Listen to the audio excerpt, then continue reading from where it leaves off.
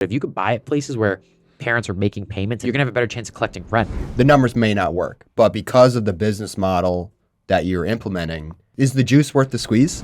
You're locking in today. If rates come down, great, you can refinance and lock in a lower payment. Either way, wherever rates move, it doesn't matter. It benefits you to buy now.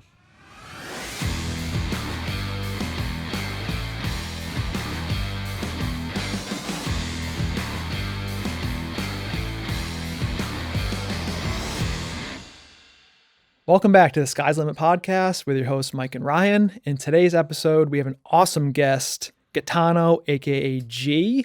He's got 16 units in Connecticut. He focuses on student rentals, and he's got 80 students renting from him. He also runs AFC Mortgage, which is a family-owned business. They focus on first-time home buyers, and they are licensed in 16 states. How was your weekend? It was good. It was really good. I don't think I did anything too insanely wild, but I did do something. I started reading, and I never read. I'm the worst reader ever. Hip hop anonymous. Dude, I can literally barely read a book because for some reason it just puts me to sleep. Although it's not to say the book's not interesting. It's just like, I just fall asleep. Where'd you pick up? Who Not How. Oh yeah, Dan Sullivan. Who Not How. Yep. Awesome book. It literally, I'm sure you agree, like it speaks to our core. I know. Like it's basically everybody has a who. Everybody has a who. I think the most mind-blowing thing when I was like 2 minutes into this book was like the guy whose name is on there as the author didn't write it. Like he had a who. He had a who to write the book. It was wild. Yeah. So the point is like we need so many freaking who's like to help us manage what we're doing. It just really spoke to me. And it was like, as soon as I read, like this guy didn't even write his own book. It's like, wow, that's where we need to be. You need to find who's to help leverage your time to help scale your business. We're obviously invested heavily in real estate, but say a laundromat or say a car wash came, on our front step. And it's like, this is a great opportunity, but I don't have the manpower or knowledge to do it. But there's a bunch of who's who do. I feel like Dr. Seuss right now rhyming, but there's so many who's out there. So we've talked about this for so long about bringing property management in-house, but we just don't have the right who's. And so if you find those right who's, and if you add up all the money you're spending every month in property management, which for us was $40,000 a year, is what we're spending in property management, give and take, you're going to buy and sell throughout the year. But let's use $40,000. Could you create a new LLC, a property management LLC, hire someone for $30,000, $40,000 that's on salary and build systems around that? And now you have a business that you can actually sell when you want to exit. We can't sell a third-party property management. We don't own that company. Right. But if you have the who's, you can really scale within. You can. It's a great book.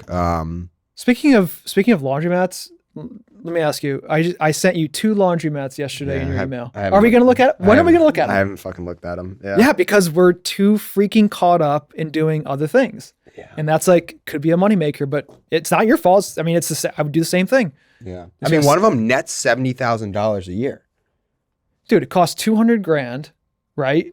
$200,000 is the price, and it nets 70. You cannot, tell me I'm wrong. You cannot buy a property for $200,000, which is like a freaking kind of a crappy duplex around here that's going to net $70,000. Not a freaking chance. Not unless you're renting by the room or doing some insane and not paying your property taxes or I don't know. You're not paying any of your bills if you're netting 70. I still love real estate. I'm still going to continue to do real estate, but I think I always think it's important to diversify, whether that's stocks, bonds, REITs, physical real estate, laundromats, car washes. There's so many different types of asset classes you could say that you could be in. I think laundromats are a great business. Like you said, we'll always be in real estate. You're not going to get the principal pay down with a laundromat. You're not going to necessarily appreciation. You're not going to get rent. Exactly. So it's more of a cash cow mentality than a get rich slow, build equity, principal pay down, tax advantages, and that kind of thing. Although it does have some for sure, but yeah, it's just a different asset, different diversification. That's we gotta be more diversified. So absolutely. But happy to have our guest G here today. Thank you so much, G. And we're happy to share your story. I know that you're doing lending, you're doing the student rentals, and we just want to hear more about that. So thank you and welcome. I know it was a bit of a drive coming up from Fairfield, but nonetheless, appreciate you here. I know you have a podcast of your own. You're all over social media, and we'll link the show notes afterwards so people can learn more about you. But thank you. Cheers. Enjoy the wine. We'll drink a little bourbon. I know you're not a bourbon guy, but that's all right. How the hell are you? Yeah, no, I'm pumped to be here. Talk about some real estate, some student rentals, catch up with you guys. So all those horses, no room to gallop, right? Literally, that is so funny. It's so true. I love that. I think it's that. like the scene where like he has the McLaren. I think it's a McLaren. And he like just parts ways with all the people in the road. Dude, that's funny. But yeah, thank you so much. Let's get into some student rentals. So love to hear how you got started in student rentals. How old are you? 26, turned it in April. I feel like you're a 30 under 30. Ah! Not there yet, but I bought my first house when I was 26, but you're way ahead of that. You've got a couple at this point, or? I bought my first one. I was 22. No kidding. Oh, shit. Yeah, Wow. Did you about to turn 23? It was I had a day before. Right. Have you ever house hacked any of them? Like when you first started, first got started? No house hacking. No Like house not like a 2 to 4 unit that you would like consider. Single family with like bedrooms. Like right now, me and Vito live in a single family, and we've got a roommate who's a Fairfield U kid, but nothing like true house hacking, which is the best way to get started. I just didn't, Yeah. Vito's your brother, right? Yeah. Got it. So how many student rentals do you currently have right now in your portfolio? We just closed on number 8 yesterday. 8 Wow. houses. 8 houses, and that'll bring us to. I literally always get confused, but it'll bring us to 18 units. Wow, amazing. So you have Yeah. 18 different rooms, so to speak, which each room is a tenant, or how do you structure each house? No, so units meaning like a duplex is two yeah. units, and then there's 80 beds. Okay, I wasn't sure if Ish. you were buying just single family houses or if you're buying multifamilies as well Yes. for the student rental. Yesterday we closed on a 2-family, Gotcha. a up and down duplex, Yep. and there'll end up being 8 kids probably in that. Wow. So yeah, Yeah, so that's 8 beds, 2 units, 1 property is how I'd look at that. So I used to do this. This is how I got started, was doing like student rentals, renting by the room. That's why you lost all your hair. Literally, yes. I mean, on a previous episode, like the stuff that used Mine's to starting happen, to fall out. Yeah. dude, the stuff that used to happen at those properties was insane. Like, I don't know if like Fairfield's a much nicer area. There's no doubt about it. But like, do you experience some of these things? Like, are you getting partying? Are you getting like crazy stories? Yeah, 100%. I mean, luckily, so student rentals, every market's going to be different, but depending on where you buy, like if you get like sophomores, juniors, I rent mostly to seniors, but sophomores and juniors probably going to be a little more like partying, let's say, I think, than seniors. Seniors might be a little bit more mature. So you might, lose some of that as they get a little bit older. They've kind of got out of their system. Or they party the hardest. Oh, it could be, I was done partying by senior year, but like some people, might want to kick it up a gear, kick it up a notch. But so you get that. And then certain schools have places where kids go to party. So hopefully it's not your property. So you could avoid those too, or you might get a bar school and it's not really a big, party school. But if you have single family houses, duplexes, whatever, there's going to be yards, there's going to be guys, people, guys, girls, having parties. So it's part of the territory. If you're buying student rentals, it's going to happen. So why did you get started in student rentals? There's so many types of real estate investments you can make. You can invest in single family houses. You can just do normal duplexes, multifamily. You can go to commercial. You could do triple net. You could do mixed use office. I mean, it's endless. So why student rentals? Yeah, I got lucky with it. But the story is my mom's a nurse. Okay. Registered nurse by trade. She started out in prisons, then hospitals, then schools. Like, so you're a nurse at the school. Then assisted living facilities. She was director of nursing. So like if your grandma went to an assisted living facility and she needed care, my mom would help like place an agency with your grandma and set that up. Then my mom leaves. She goes to set up her own assisted living agency. So she gets rid of like the middleman. Your grandma needs care, instead of going to assisted living facility to find it, she'll bring an aid in, usually from the Philippines, but there's, from all over. I mean, Poland, and there's thousands of places. So she's doing this, and she's like, instead of you sending your grandma to a assisted living facility where there's like, 500 people, maybe only like 10 nurses, whatever the ratios are, I don't know. She's like, I could probably do this on my own on a smaller scale, buy single family properties and rent them, renovate them. And there's a lot, you need wider hallways, you need handicap accessible bathrooms, and it needs to be like meet certain requirements. But I'll go do this on my own, she thought. So she started looking for single family homes, like ranches. And while looking for that, came across student rental opportunity in Fairfield. So she puts an offer in, gets declined. They were selling that and another house as a package. She ends up buying both of them. And that was in August 2018. So April of 2019, she buys another one. I buy my first one a year after that. And then just, saw that it was working, just ran the playbook. Wow, so this is since 2018 you've been doing this? Yeah, well, my mom's been doing it, but I've been watching it happen. Got it. I started in April of 2020 when I bought my first property. And my mom started back in August 2018. Wow, that's awesome. Wow, you've really snowballed to quite the portfolio since then. Yeah, I mean, my parents have 12 to 13 units maybe. Yeah. I don't even know. They got a good amount. And do you self-manage all of them? Yeah. Or between you and your family? So what we did is you could do third-party management, but I find that it doesn't really work. So we manage our own properties, but we've hired people internally. So we have somebody that handles all of our maintenance requests, somebody that handles our leasing, great general contractor that does a lot of the handyman stuff and also renovations. Yep. So all that we've brought in-house, and it's worked very well. So you say, and it brings costs down. You deliver better service, you lower your costs, and you have control of the process. Yeah, when I was doing this, I felt the same way. Like I didn't think that I could have a third-party manager, right? Like correct me if I'm wrong, but there's an extra level of care that sort of you need to place with these tenants and this type of rental. Is that why you don't have a manager? Mostly. So you got to think of a couple things there. In one, yes, that's part of it. So there's more care and more maintenance, and there's gonna be more capex at the end of the year. So one, if you get a rental for $5,000 a month, you're paying $600 a month to a property manager. Not a ton of money. The second thing is that. So that person might not actually put a lot of time into managing your properties, and they're going to be dealing with a lot of headaches. So luckily, by the time we started buying, we were scaling up. We're like, all right, we have enough revenue where we could pay ourselves a management fee and then hire people to lower the cost of management. And then also, we have someone that can service all of these issues that are coming up, whether it's tenant maintenance requests, in regards to complaints with neighbors, whether it's AC units not working, renovations that need to be done, things that pop up.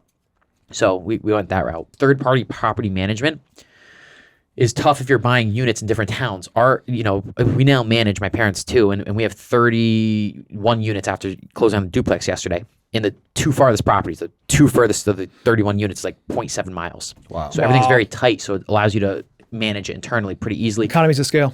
Contractor rents a garage from us. Our contractor rents a garage to keep vans there because we're usually always have projects going on. Yeah, that's good. I was just going to say, we're reading a book now. It's called Who Not How by Dan Sullivan and Ben Hardy. Yep. The whole premise of the book is, you ask someone if they're busy. Everyone's busy. Everyone's always busy, but are you productive? Is it a good use of your time? And if you're a busy guy and you're trying to grow your business, student rentals, commercial properties, produce a podcast, whatever it may be, you have to identify all the things you need to do and then find the who's to accomplish them. Right? Not the how, but if you can find the who's, then you can really scale. And for us, the biggest thing was we've always been asking, should we bring property management in-house? Build a business and a company that's exclusively property management. Because right now, we manage a few of our properties, including the building we're in now. But that's only because we're here every day. We haven't, because we haven't scaled our property management business because we haven't found the who's, the contractors, the plumbers, the person to take the tenant calls, to do all the leasing. So if you identify the who's, which you have, then you can bring it in-house and then just pay yourself a property management fee. Plus, we're only in Connecticut, but what do we have, 4 property managers? It's wild. No way. Gaetano's everything's within 0.7 miles. That's the whole difference. With us, it's in different corners of the state, so we've got a few different ones. That's the issue. That is a lot of the issue. When you start buying in one place, you get I don't know what it's going to be called, but you get information dislocation. So you're able to spot things that other people might not be able to see if you're just laser focused on one area. Mispricings, whether it's on the purchase price of a place, rental opportunities. You build reputation in that area, and everybody will know you. You build it quicker if you're narrow and focused on one spot, which has helped a lot. That makes a lot of sense. I'm sending flyers, mailers to the same people over and over again. Right. So you're hyper focused on Fairfield. Right now, yeah. Wow. There's nothing wrong with that. I love do you that. have plans to expand? Like, obviously, you can only send so many flyers to the same neighborhoods over and over again. Like, do you have plans? I'll be out and people are like, oh, the flyer guy. Sometimes like, oh God. Not Gaetano again. Yeah. Fuck. But yeah, and hopefully, I mean, that's a good thing that they notice that. Hopefully, when the time comes, they when they think about selling, they think of calling us. It works. Like, you're doing your job. People, Yeah. you're being noticed. So when you're buying a property, I'm just curious, like, are you willing to pay closer to market price because you're going to take this single family with, let's just say 3 or 4 bedrooms that could be rented for $2,000 on a normal, like if you rented it for one family, right? Might get $2,000 just for an example. But if you take this 3-bedroom house and you're renting it out for like $1,000 a bedroom, like maybe you can pay closer to market because you're going to get that much more in rent. Like, is that your mindset, or are you really just trying to buy distressed properties, add value, and then rent it? We're buying properties that typically need renovation or that aren't rented to students at the moment.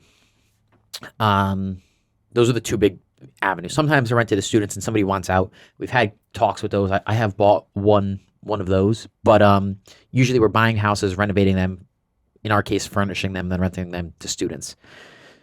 So we're paying market though, typically. If something hits the market where we're investing, it's being bid up to whoever is going to be willing to accept the lowest amount of yield. So it's not like we're getting any deals. The off-market stuff, still paying pretty close to market value. We're just cutting out any middleman, so no broker commission. Sellers love to hear that. And we're quick closing and no headaches. That's like the value we're bringing there. And then, we've built up a track record of like past people we've worked with who can give reviews. I haven't actually gotten those yet, but they've written. But those are the benefits. So we're not stealing any deals or buying them 10, 15% below market. We're usually paying like what market value is. Man, that's so or interesting. above market, because we're buying properties that we're going to hold for a long time that we really like. So I, bought a place in December of 21 for $900, appraised at $760. So we had to come up with 140-ish, roughly thousand. But that still made sense for you because of the student rental market, and you knew the cash flow that it was going to generate even after buying it at $900,000. Because that wouldn't normally work if you were just renting to a single family for that single family house, or even take a duplex you just bought. If it was normal tenants in there, just 2 families, the numbers may not work. But because of the business model that you're implementing, the cash flow is the juice worth the squeeze? I always come back to this, like, is all the extra management and paying market rate prices, like, is it worth it? So, like, let's build some context around that. Of that one I bought in December of 21, rates are 3.25% still. So in the one I just bought was for 620. It probably would have, we didn't do an appraisal, but it would have appraised at like 620, 600, 650, somewhere in that ballpark. So we paid market. The one I overpaid for, the reason why it worked so well is because we're financing debt at 3.5% roughly, somewhere in the low 3s. Versus today, if you finance it at 8%, the payment would have been 60% higher. Yeah, you need. So that was part of it. You need to be rates right now. Correct me if I'm wrong, guys. Both lenders here. Yeah. Hovering, at 7.5%. Yeah, 7.5%. Fannie Freddie. Maybe it goes down before the election next year. Maybe it doesn't. But you need to be buying at least at a 10, 11, 12 cap, just so you're spread, right? Yeah. I mean, otherwise it doesn't even make sense to get in there. Yeah, negative, where you're dealing with negative leverage. Exactly. So right now, investment property rates are probably like 8-ish%. So anything you're buying, cap rate, yield on cost needs to be higher than 8% for you to make any money if you're putting debt on it. Otherwise, you might as well pay all, if you have cash, you're paying all cash. It's tough. Who's buying stuff at 6 cap? The only reason you'd buy something that low is because you're betting on rent growth. Which is hard to do. It's a full triple net building. Correct, but you're losing money though if you're buying it at 6 cap. And it's triple net and you're putting 8% debt on it. If you're still borrowing, you're losing money right away. Yeah. I want to hit on something you said. I don't want to lose it. Yeah. So write it down. I've said this before, but like it is so freaking important to realize what you said. You were willing to put an extra $140,000 down because the appraisal came in a little bit lower, right, than the purchase price because you saw the value. So many people are out there looking at properties and they literally refuse to pay market price or maybe a little more. Like they feel like they have to get a deal. It's like they feel like if they pay market price or they pay the asking price, that there's something wrong with that. But if the numbers work, then give them what they want and just close the deal and be done with it. And you were willing to do that, which I think is important. I think, I mean, I've been doing it 3 years, so let's not act like it's 30, and I've been through a recession market cycle. But you take a step back and you extend your time horizon from 2-3 years, because no property makes money year one, maybe year two. If you extend your time horizon 15, 20, 30 years, and you say, if I buy this property, where am I going to be in 10 years, 15 years? You know, I was 25 last year. So in 15 years when I'm 40, let's say, it's roughly what I'll be. Where will I be? Am I happy if I made this purchase? I'm able to buy things now because of that. And then the other benefit when you're buying residential properties, 1 to 4 units instead of 5+ is you're getting 30-year fixed rate debt. So when you get 30-year fixed rate debt, there's no prepayment penalty, and the payment never changes. So you're locking in today, and if rates come down, great, you can refinance and lock in a lower payment. If rates go up, you're better off buying today, because now if rates go to 11%, you locked in a lower payment, similar to what just happened where we were buying at 3.5 and now it's 8. So either way, wherever rates move, it doesn't matter. It benefits you to buy now. Yeah. You can extend. It was called extension risk and prepayment risk. Was if you own the actual mortgage-backed security, it was a net negative for whoever owned it. So the homeowner benefits either way. Now, we're willing to buy that because we extend our long-term horizon. We say, okay, is this piece of property like real estate? It's so funny because I'm in the lending business, like we were talking about. I'll talk to first-time investors that want to go buy in. We'll give some places: Waterbury, the east end of Bridgeport, and parts of New Haven, because it's cheap. They're buying things for like $200,000, $250,000. It's like, I would never want to buy there. There's not going to be rental growth. There's not going to be home price appreciation. You're going to deal with more headaches, lower tenant quality, like all things that I'd rather not deal with. And I saw that. My mom owned a rooming house in Bridgeport back in the day on Noble Ave, up until like 3-4 years, maybe 3 years ago. And we used to go to the property and collect rent with her on Sunday mornings. And the quality of tenant, and it is what it is, not in a bad way, was much lower. You're dealing with more headaches. You're trying to keep riffraff out of the property. Very management intensive. Sure, the spreadsheet and the cash on cash was great and the cash cow, but actually the amount of time in how management intensive it was is not something you want to deal with. Yeah, it's all risk reward. You're taking on more risk by buying those types of properties, but the reward at the end is the cash flow. Short-term cash flow is great. Long-term price appreciation in the actual real estate stinks. So why am I able to pay more? Because I look at like the real estate of like what's highest and best use in 10, 15, 20 years. And I'm happy buying and overpaying because I think, you can't bank on prices going up, but it cash flows today. And then I can have a 30-year fixed rate debt on it. So it'll always cash flow, assuming students go in. So that's one risk I'm taking. You're trying to minimize your risks.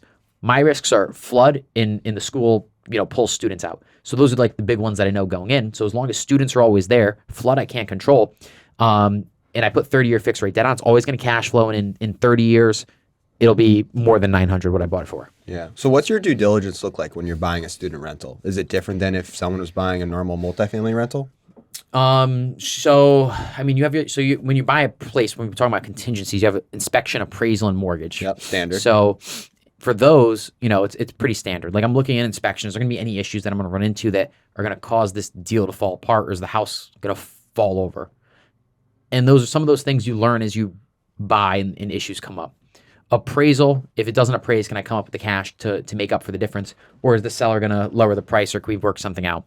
Mortgage, you got to get financing or you're not going to. In regards to due diligence on like the actual deal and underwriting it, if you're buying a multifamily house, you're looking at, so if you're buying student rentals, you want to know how many unrelated people the town are going to allow to live in a property. So some towns have 3 maximum unrelated people living. Some have 4, some have 5. And in California, there's no limit.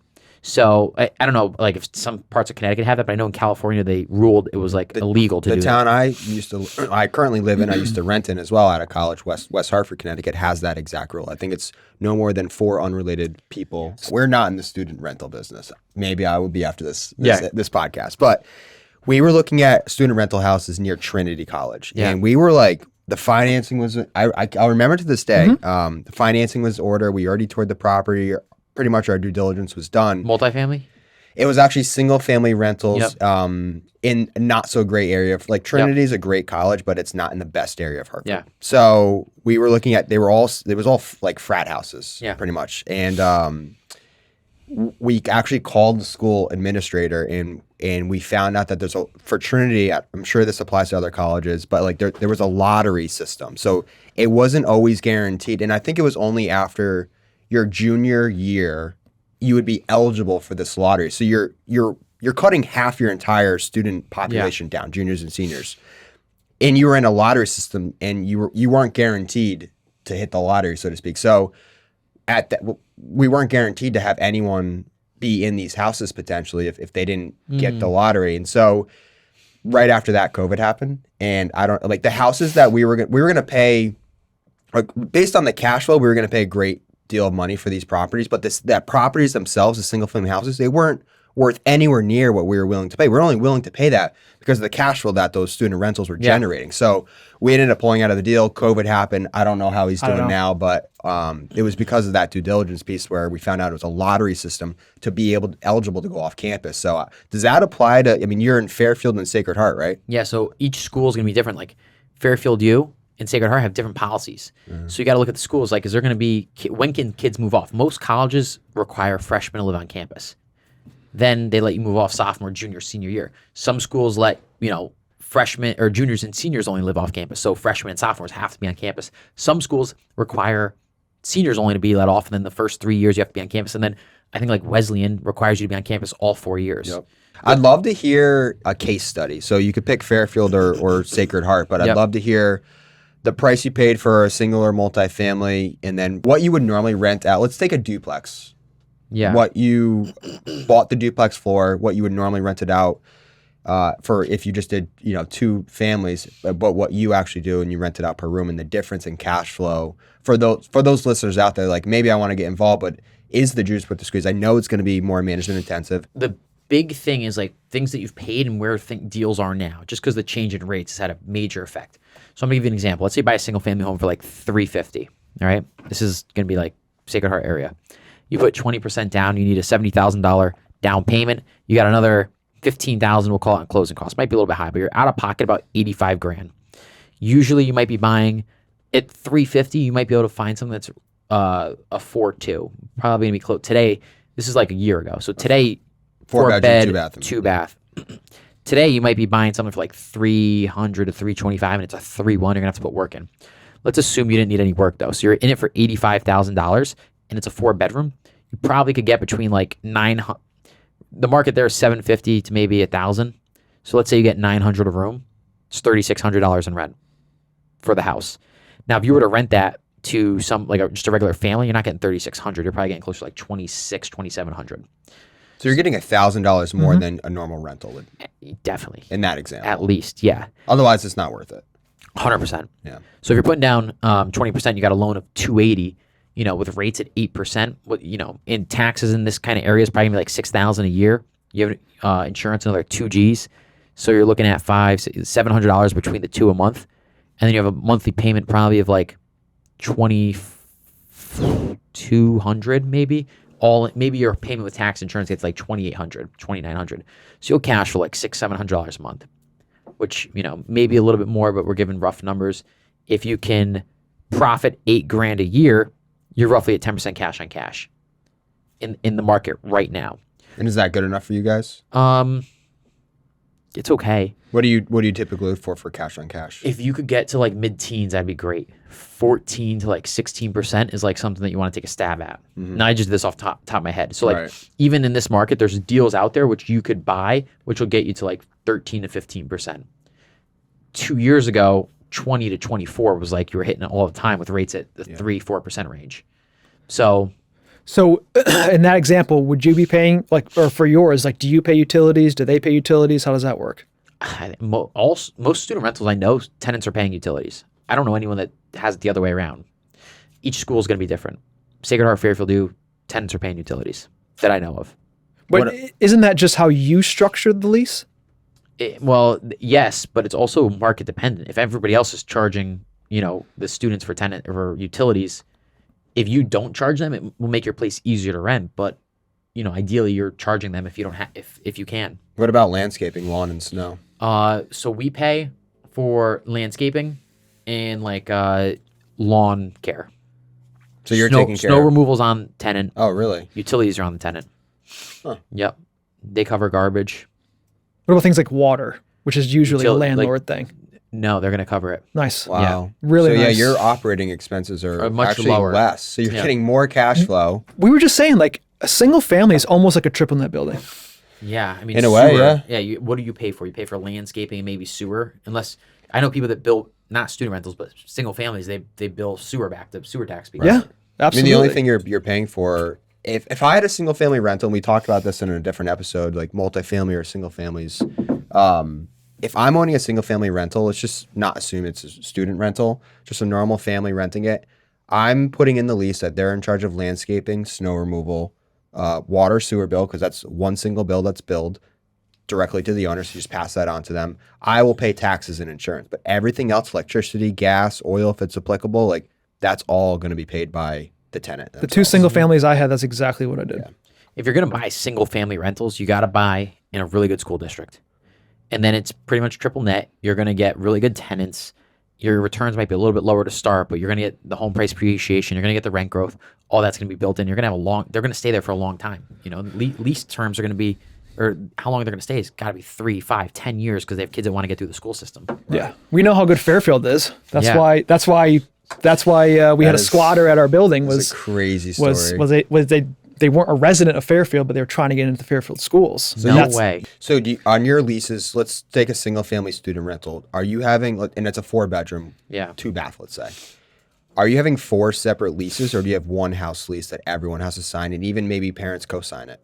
Yeah, you have one lease. One house lease. All 4 people are on it. Got it.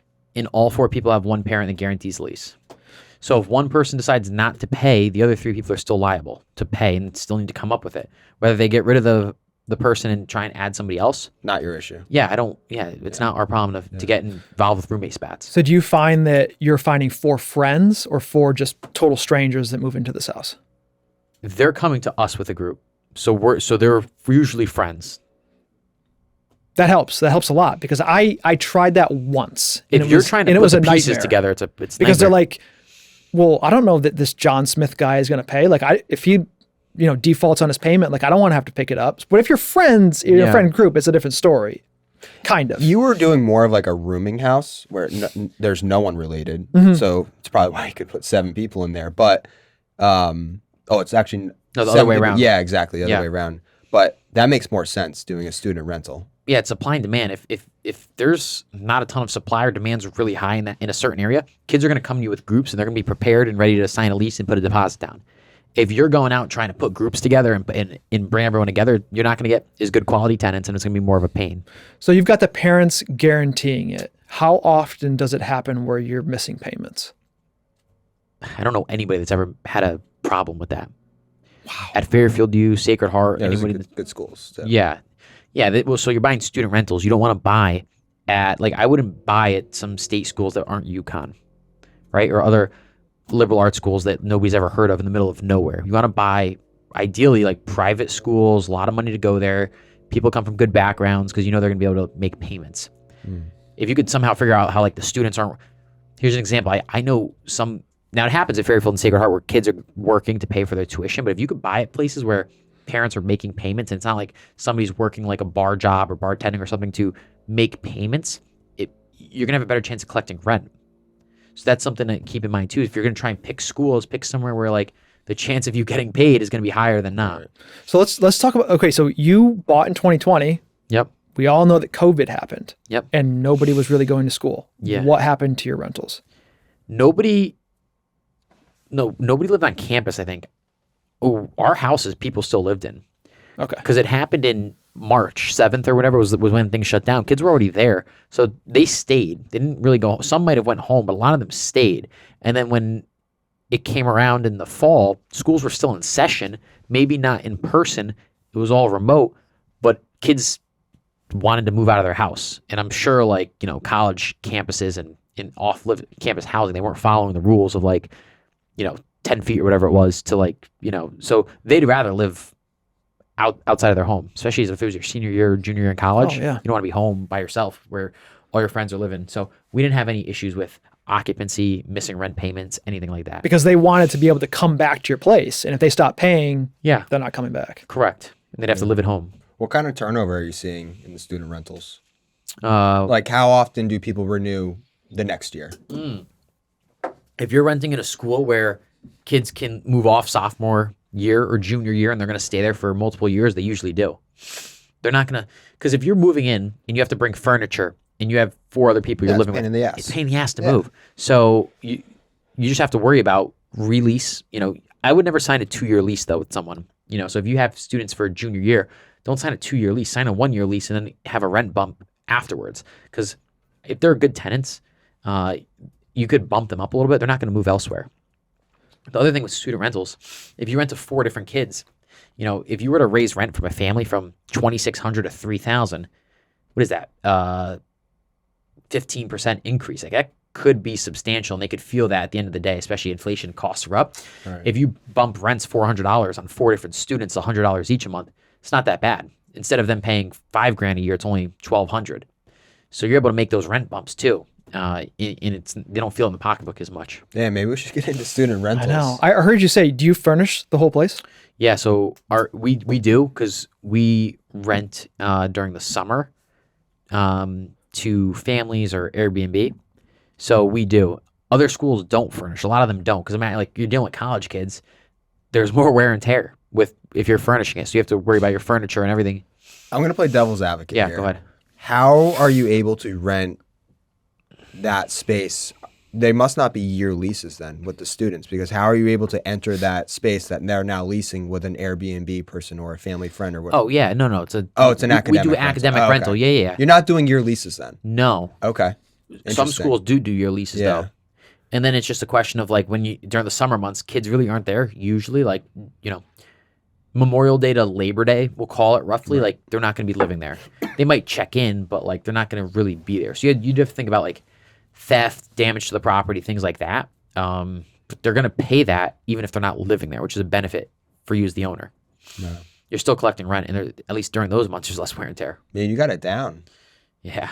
Is there a rule of thumb that you have for distance from school? Because you could buy a student rental 3 miles from campus, Yeah. they could just drive. Or do you like to be super, super close? I mean, the closer you are to campus, the better off you're always going to be because kids ideally will walk or want to be super close.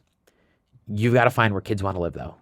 So you've got to ask kids who are currently in school or recently graduated, where do kids want to live? That's what you need to do. Because you could buy across the street, but for whatever reason, kids might not want, if you buy in Trinity across the street, you might have bought on the east side of campus, kids live on the west side of campus. Right.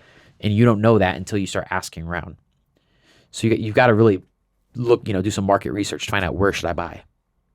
Go to the local bar, buy Yeah. a couple beers, Yeah, and literally. start asking the seniors some questions. Right. Exactly. That's it. It's That's the pretty market research. Yeah, pretty cheap market research. Mm-hmm. That's awesome. Yeah. Dude, you killed it. Thank you Okay. so much. Appreciate you coming on. Yeah, you're welcome. If you like what you heard, we'll link all the show notes to G here and Yep. learn more about where you can find them. Instagram, Facebook, TikTok. His own podcast. His own podcast. What's the name of your podcast again? Just convos with G Champs. I just bring on people that are interesting and just have convos with them, Dude, that conversations. sounds awesome. Yeah, that's fantastic. I've got a lineup coming up. Bunch of All right. old school Mill River guys with Country Club app. awesome. Love it. So I'm excited. Yeah. Love it. So we'll link the podcast in the show notes. Sweet. And thank Are you guys going to get started in student rentals? I'd have to go back. Dude, I liked what I was doing. I was having great cash flow Yeah. when I was doing it. I mean, the biggest thing just from talking to you guys that I would think about is just finding the area you want to invest and going deep there. Because instead of having 4 property managers, if you could narrow it down to where you build out your own management and have one place, wherever it is, that would help you a Right. ton. Because then you become market experts. You know all the brokers, you know all the owners, and you could really develop relationships that way. So here's what I like about it is that in this market where everybody wants so much money for their freaking properties, you can pay it because you're getting the extra rent. The economy is to scale. Yeah, that's That's all it is. That's it. Yeah. You know. Mhm. Yeah. So We'll discuss it. Yeah. Yeah. for Awesome. another, Something to for think- another- something to for think another about. meeting. Yeah, literally. But yeah, thank you again. Yeah, much Appreciate it. appreciated. Just remember, sky's the limit. Dive deep and invest in how you want to live. See you next time. See you next time.